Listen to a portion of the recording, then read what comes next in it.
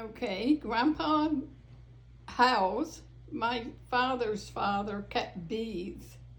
And bees are very in tune to people, and if you had a death in the family, you had to tell the bees that there was a death in the family, or tell them your good news, or you can. A lot of people do smoke and stuff, but a really good beekeeper doesn't need to do that.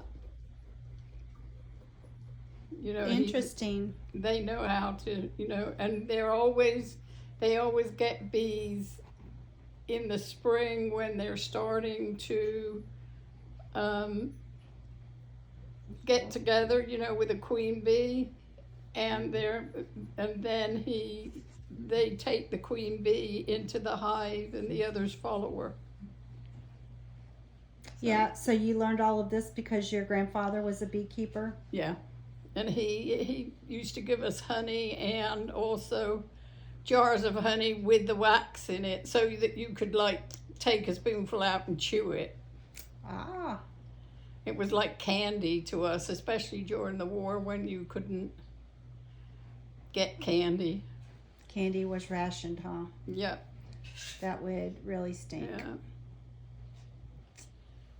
Interesting. And he also kept parakeets, budgerigars as we call them in England.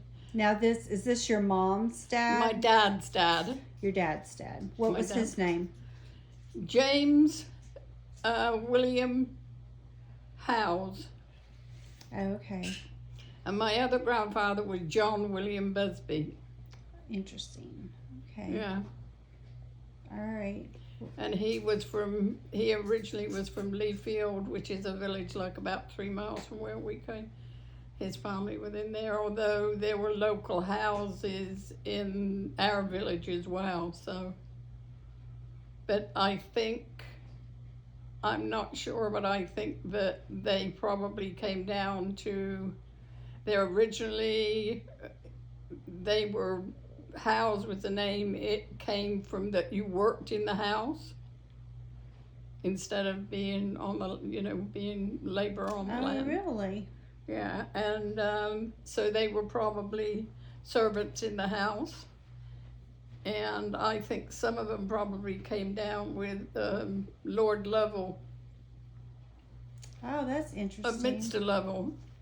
Wow. That's quite a heritage. Yeah. Because you know what? You needed lots of people to make those houses run or keep those houses Oh, yeah. running. They had sometimes 100 people in a castle or whatever. Yeah. So did Nana work for someone in their home? No, my grandmother did. My grandmother she started work at Your grandmother, who is this? My mother's mother. Oh, okay. Her name was Margaret Ann Cross. Yeah. And they called her Annie, and she used to work. In fact, it's now a tourist site where she used to work. It was a farm. And she went when she was 11, and she used to be what they called a tweenie. And what they did at 11 was start the fires before anybody got up. And imagine 11, somebody like Monroe's age doing that. And then she graduated to being the cook for this house. Cobb's Farm, it's famous for, now it's one of those farms that tourists go and see to see what life was like. Oh, nice. In there. But then and this was close to your village? It was in Whitney. It was outskirts of Whitney where I went to school, where the next town, next big town to Minster. Yeah. Interesting, huh? Yeah, and I don't know how she met my grandfather. I never asked her. But when I used to go and have tea, I used to have tea with them, and then I'd go and do go down to the little store, to Lewis's. You've been in Lewis's, that little store. Mm-hmm. Well, I'd go down to Lewis's and I'd get, anything that they wanted, like groceries and stuff like that. and do their errands, and then I'd have tea with them. And when I had tea with them, they both left school at 11, but they remembered every poem. They used to tell me a lot of these Victorian poems. Huh. That's how they taught, probably. Yeah. And so, but yeah, I did that from the time I was probably 9 until I was, till my grandmother moved. My grandfather died when I was 14, so and my grandmother went to live with my Aunt Sybil, so, but I was there for that long. What year did she die? My grandmother, 21, when I was 21, 1961. Okay. She died 2 weeks before Jenny got married, or a couple of weeks before Jenny got married. January 1961. Goodness. Yep, she was 60 when I was born, so she was born in 1880, and my grandfather was about 5 years younger than she was, 5 or 6 years older than she was. I mean, he was older than she was. And it was funny because she was 5'8", which at that time, she was about Debbie's height, which at that time was tall for a woman. Mm-hmm. And he was about an inch shorter than she was. So, yeah, he was an amazing old man. He really was. He had all these sayings that he used to say, Grumpy Busby. Like what? I was whistling one day, and he used to call you my little maid, and he said, my little maid, he said, I'm going to tell you, what is it? I know I've got to think of what the saying was.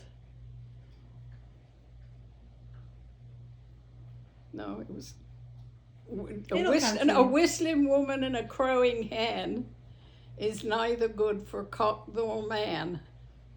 So women in those days weren't supposed to whistle, and I used to whistle. Oh. I used to whistle as I went along, Say that again now. A whistling woman and a crowing hen was neither good for cock nor man. Huh. Which means a cockerel, What's a cockerel? Male hen, male chicken. Rooster. It's a cockerel. Well, I'm sorry, I'm not familiar Yeah, with my and farm but terminology. yeah, and so he had all those, and then Auntie Betty said to him one day, she said, "You don't love me, do you, Dad?"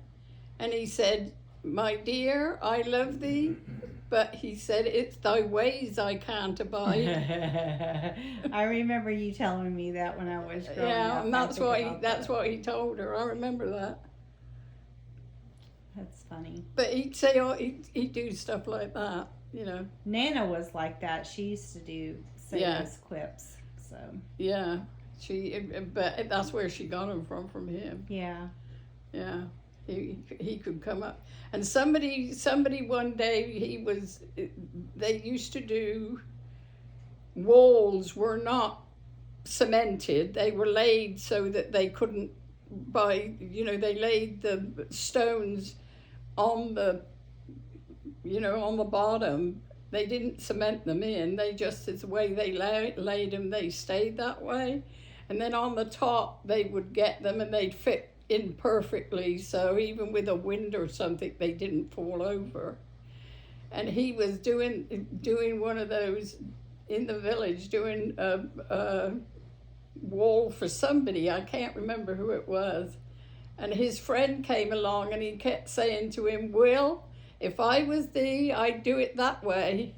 And if I was, and he's not doing it right, And so Grumpy looked at him and he said, "If you were me, you'd be doing it my way." So he'd just say those things. He was amazing. And he'd come in and he'd sit down. And my mum had like 2 chairs that she pushed back against the wall by the table, and he'd come in and he'd pick up the Daily Mirror, and he was a conservative, and so they used to have the Daily Sketch. They didn't have the Daily Mirror, and Daily Mirror was like a Labour paper at that point. And he'd pick it up and he said, Doreen, I don't know why you keep on getting this paper. I don't know why you keep on getting this paper. And so, and he'd read it from cover to cover. And my mum said to him one day, well, you seem to like reading it, Dad. I don't know why. That's fun. Yeah. But he would walk me down. I used to come back from my grand's after tea and it'd be dark, and he'd walk me down the road and make sure I was okay. But while we were going, we'd look up at the stars and he'd tell me what they were. You had to know about the stars back then, especially, I guess, if you were a farmer. If you were a farmer, yeah. And he could plow a perfect furrow because he only had one eye. And you had to close one eye to make a perfect furrow. But it was in an accident. I never understood how, but he was in an accident and he ended up with being shot in the eye somehow. Wow. Yeah. And so he used to do all his, in front of the old schoolhouse now is a housing estate. Well, that used to be our land, his land, and my family's land. And they used to plow that when I was a kid. There weren't houses on it. And where's this at? Minster, Lovell, just in front of the old schoolhouse. Oh. You know that big house that was in our family? Been in our family since 1850. That's cool. Is it still in the family? Yes, my cousin. Oh, okay. Lives in it. Oh, yeah. Nice. That's good. And when I was growing up, one side was the chapel. It was the house from the Chartist movement, which was done in the 1850s, and it was the first kind of development, housing developments where they started housing developments, and they didn't used to do that. But it was built. The houses, like Nick's house, they were all built for people coming from up north or around, if you could, they were built, and they had 1 to 2 acres of land, and they were supposed to be, when they did it, they built the house. It was a 2-bedroom house with like a sitting room and then a kitchen place at the back. And it was for people that, they were going to bring people down so they could have a better life or something like that. They did 5 villages like that, and Minster Lovell was one of them. And what year was this about? 1850. Wow. Yeah.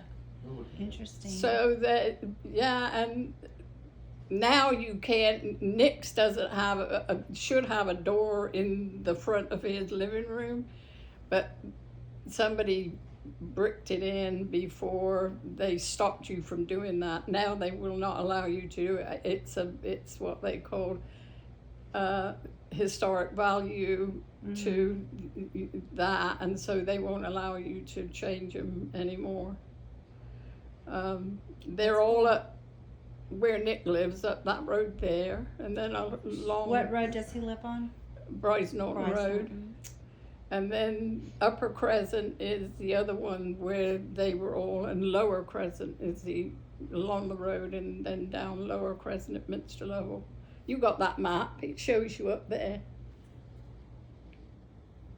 where they are. I'll have to take a picture of it. And they were, but it didn't work out. It didn't work out like they thought it was going to, and they ended up being lived in by local people. Huh. People didn't want to move away from their families. They did, but they said that they'd give them like fruit trees and stuff, and they could make a living. Well, fruit trees take a while for you to make a living, and also a lot of people that came down from the factories up north, and they didn't know how to tend to a fruit tree. No, or live in the country. Yeah. And so it didn't work out. And the old school house had a chapel one side. It was called the chapel when I was a kid. And the other side was the barn, was a school. Well, Grampy used the school for a barn.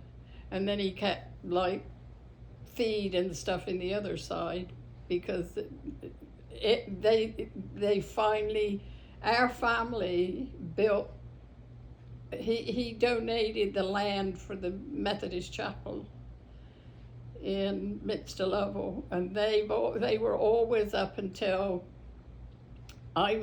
Dawn, my girlfriend, took it over. Her family took it over to run it, but up until then, my family had run it. When I was growing up, my Aunt Lucy, my grandfather Busby's sister, her family ran it. Oh, okay. So yeah, but it's a lot of history, a lot of, I mean, in that area, when I was growing up, everybody was either a second cousin or a first cousin or a third cousin or whatever, but we were all relative. Yeah.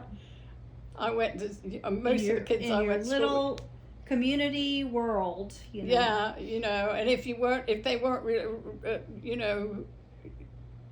your relatives, then they were the people next door's relatives. Like my mom lived next door to her cousin. When we were growing up, we lived next door to. We called her aunt, but she was my mom's cousin. And her mother lived across. Then my mom's aunt, which was Aunt Kath's mother, lived across the street, and her cousin lived across the street in the next house.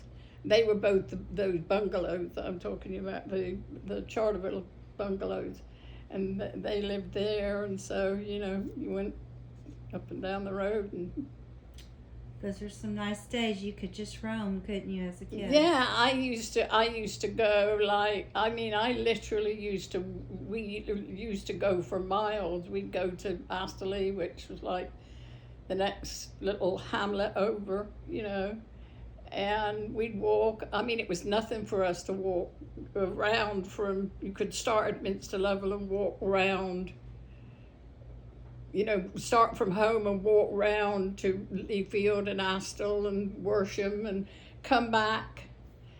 And there were trails, or no, on the road, and okay. And we would walk and then just come back just for something to do. You just walk around and play and of course we'd ride. If we rode our bikes, we'd ride for as much as. Miles. Yeah. You got exercise, which kids today don't get exercise. We got exercise. Yeah, you had to. You get more exercise in Europe than you do in America. Yes, sure. I mean, because I could walk. The one thing, the reason that you got exercise, that every road in England was built with a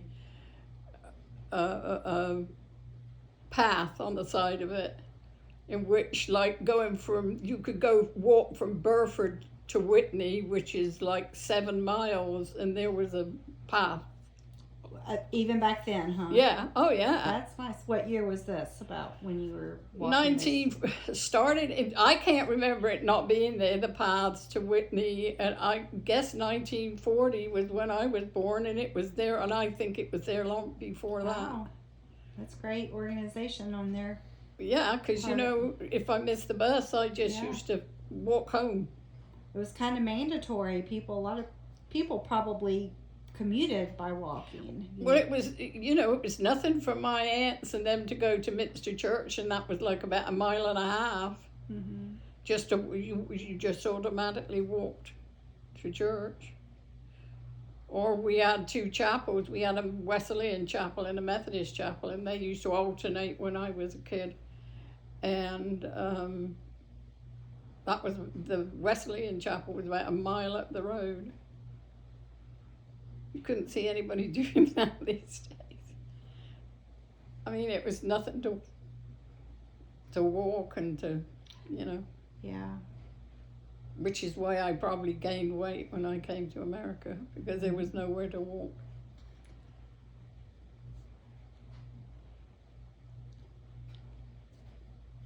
All right. Well, thanks for sharing some of your memories with us, Mom. And Yeah.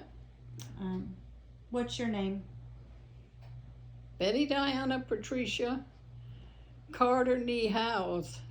All right. And that's my dad's fault. Yeah. He threw in an extra name there, huh? No, he put two. He put it was supposed to be Diana Patricia, and he put Betty in front of it.